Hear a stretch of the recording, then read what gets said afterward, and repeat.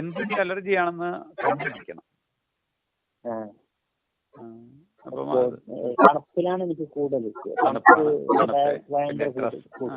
ഏതും ആകാം, ഏതും അലർജി ആയിട്ട് വരാം. കണ്ടിരിക്കാം,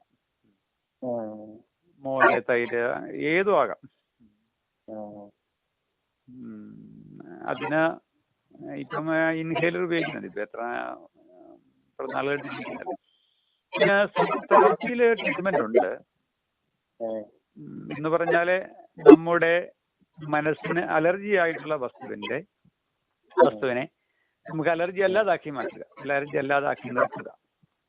അത് മനസ്സിന് സാധിക്കും. അപ്പോൾ ഈ പ്രോബ്ലം പരിഹരിക്കപ്പെടും. അത് സൈക്കോതെറാപ്പിയിലാണ് ചെയ്യുന്നത്.